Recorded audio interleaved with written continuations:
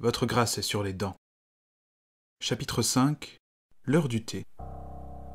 Falco se réveilla tard dans la matinée. Les événements de la veille étaient venus chambouler son sommeil. Cette attaque n'était pas sans arrière-pensée. Le contexte était trop tendu. On essayait clairement de saper la nouvelle entente entre la France et la Russie. Mais pourquoi les lycanthropes s'étaient-ils invités à la fête? Falco réfléchissait devant sa fenêtre, regardant en bas l'agitation de la rue de Rivoli et du parc lorsque l'on toqua discrètement à sa porte.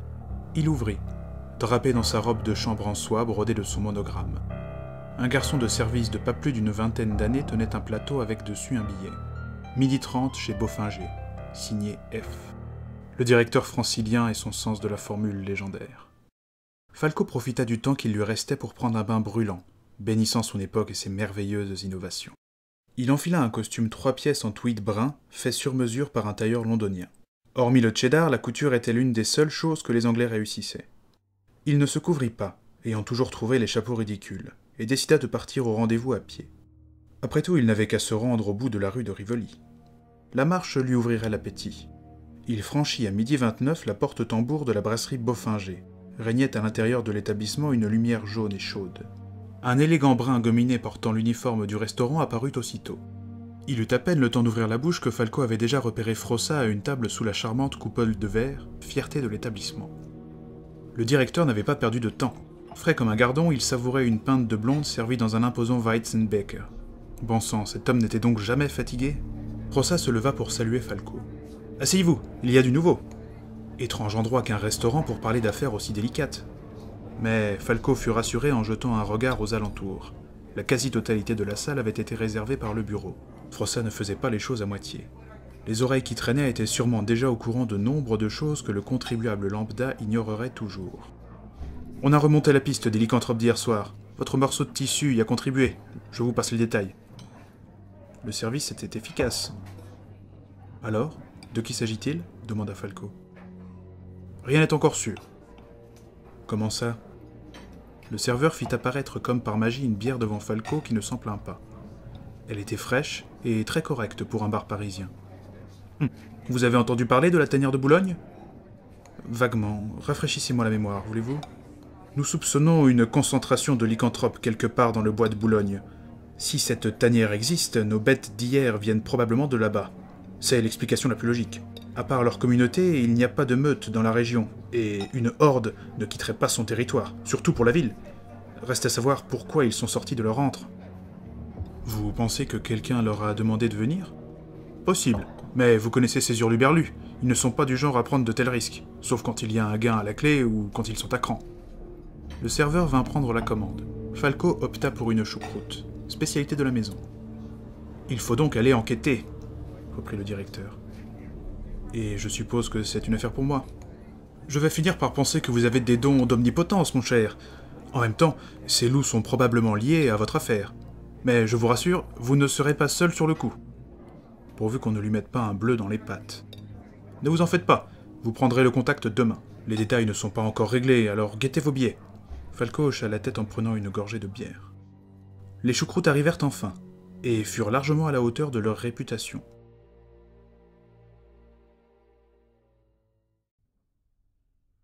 Falco ne se sentait pas de passer l'après-midi au Meurice à se tourner les pouces.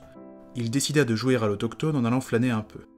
Après une balade sur les quais de Seine, il prit un café, place de la Sorbonne, se remémorant ses années d'étudiant. Le bâtiment était toujours aussi imposant et la place et ses fontaines toujours aussi apaisantes. Il avait repéré à une table non loin de la sienne une charmante demoiselle. Elle devait arriver sereinement dans la seconde moitié de sa vingtaine, les cheveux lisses et roux, une peau blanche piquetée de taches de rousseur, un joli nez et une bouche étroite et rouge. C'était d'ailleurs la seule trace de maquillage que Falco put distinguer. Sa coiffure était assez peu recherchée, mais elle pouvait se le permettre au vu de la splendeur de sa chevelure. Un foulard au ton marin était noué autour de son cou. Elle portait un chemisier blanc, gonflé par une petite poitrine pointue. Il était sagement rentré dans un tailleur sombre duquel jaillissaient 2 jambes croisées innocemment. Elle était plongée dans un ouvrage dont Falco ne parvenait pas à lire le titre. Absorbée par sa lecture, elle semblait ne pas l'avoir remarqué. Il se décida en parfait gentilhomme à venir lui faire un brin de conversation dès qu'elle lèverait le nez de son ouvrage. En se levant, il remarqua une grosse malle de voyage en toile cirée marron. Il parvint à distinguer le titre de son livre lorsqu'il s'approcha d'elle. Parfait, il avait son accroche. « Mademoiselle ?» Elle leva ses petits yeux marrons étonnés vers lui et battit des cils. « Permettez que je vous demande si vous êtes bretonne. » La jeune femme haussa un sourcil, légèrement plus foncé que sa chevelure. « Je le permets. » Elle referma calmement son livre. « Si vous me dites d'abord ce qui vous fait poser la question, » poursuivit-elle suspicieuse. « Eh bien, la chronique de Nantes, n'est-ce pas là qu'on trouve les exploits d'Alain Barbe-Torte, le dernier roi breton ?» Son sourcil ne s'abaissa pas, mais elle esquissa un sourire intrigué. « Entre autres, oui. » « Et vous y croyez à l'épisode de la traversée miraculeuse de la mer des prisonniers nantais après le premier raid des Normands ?» Il sut dans son regard qu'il avait capté son intérêt. « Oui. » Elle marqua une pause. « Oui, je suis bretonne, » acheva-t-elle. « Falco Toustin, » répondit-il en s'inclinant légèrement. « Olwen Guénolé. » Elle tendit une petite main fine à Falco qui en effleura de ses lèvres le dos. « Enchanté. M'autorisez-vous à poursuivre cette conversation assis ?» Les joues de la jeune femme se teintèrent de rouge. « Faites. » Sans se faire prier, Falco s'exécuta. Ils débattirent avec ardeur de la véracité des passages les plus croustillants de la chronique de Nantes, dont Falco possédait une copie traduite dans la bibliothèque de son manoir. L'esprit aussi affûté que sa beauté et l'apparente innocence de la demoiselle ne laissaient pas Falco indifférent, et c'est non sans amertume qu'il prit congé. Cependant, il ne manqua guère de lui donner ses coordonnées, n'omettant point de préciser qu'étant dans la capitale pour affaires, il se faisait appeler De Guerre. Lorsqu'il rentra à l'hôtel, 2 télégrammes l'attendaient. Le premier, sans surprise, celui de Frossat, indiquait que le rendez-vous avec le Contact, l'agent spécialiste des lycanthropes, aurait lieu le lendemain à 20h à la gare de Passy, dans le 16e arrondissement. Il ne voyait arriver que trop nettement la nuit blanche passée à traquer les loups-garous. Le second billet fut plus agréable. C'était Fedora qui l'invitait pour le goûter du lendemain, à 15h30 précise. Il était impatient de revoir la charmante comtesse russe, mais ne perdait pas de vue qu'il avait autant de chances de sortir vivant d'un thé chez elle que d'une randonnée au pôle Nord. Falco partit se coucher en se disant qu'il devait prendre autant d'heures de sommeil d'avance que possible. Il s'endormit sans se souvenir s'il avait trouvé le sommeil en pensant à la Russe ou à la Bretonne.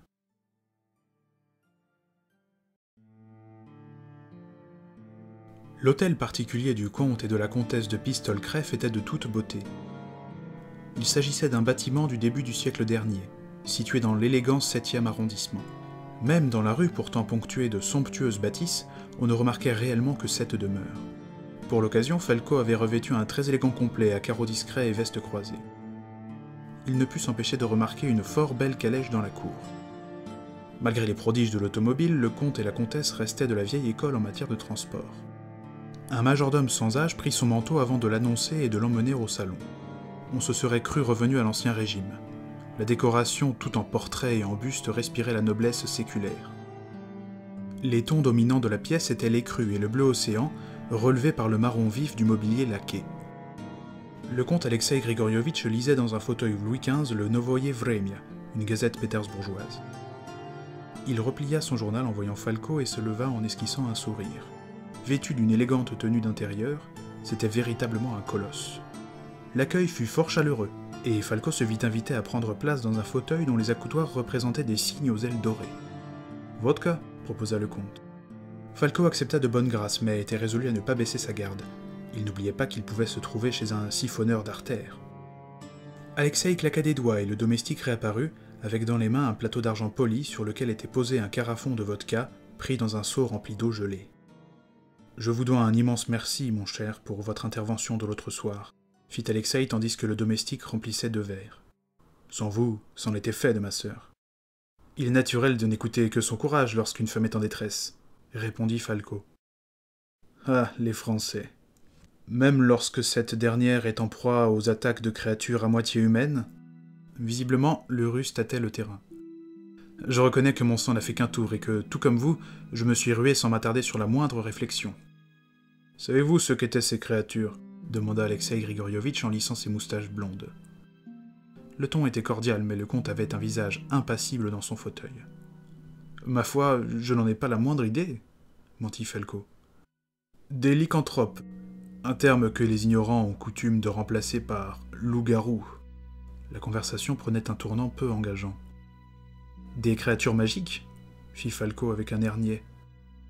J'emploierais plutôt le terme surnaturel, des êtres que l'on évite d'attaquer sans savoir comment les tuer. L'action a coupé mon sens de la réflexion. Mais pour parvenir à les blesser, je suppose que vous connaissiez leurs points faibles, interrogea le comte. Falco décida de prendre les devants. Hors de question de se laisser cuisiner de la sorte une seconde de plus. Ils en partagent un avec les vampires, me semble-t-il. L'argent. Il avait volontairement donné à sa phrase une intonation faussement interrogative. Tout à fait. Est-ce pour cela d'ailleurs que vous aviez prévu des balles d'argent dans votre arme ? Au diable le tact. Est-ce parce que vous êtes vous-même un vampire que vous me posez cette question ? Il perçut la main de Grigorievitch se crisper légèrement sur son verre. Ce dernier ouvrit les lèvres pour répondre, mais il fut interrompu. « Oh, monsieur de Guerre !» Fedora venait de surgir dans le salon. Elle était délicieuse, dans une robe de satin vert aux broderies d'argent dont l'arrogant décolleté menaçait insolemment de libérer sa poitrine à chaque respiration. « Je vous dois une vie, mon cher, » fit-elle en tendant une main qu'il s'empressa de baiser dans les règles. « Comment puis-je vous remercier ?» poursuivit-elle en enserrant les doigts de Falco dans ses paumes et en lui jetant un regard dans lequel le désir était aussi visible qu'un loup dans une bergerie. « Accepter une invitation à dîner comblera mes plus folles espérances, comtesse. » Elle esquissa un sourire espiègle. Pas besoin de savoir lire sur les lèvres pour savoir ce qu'elle en ferait.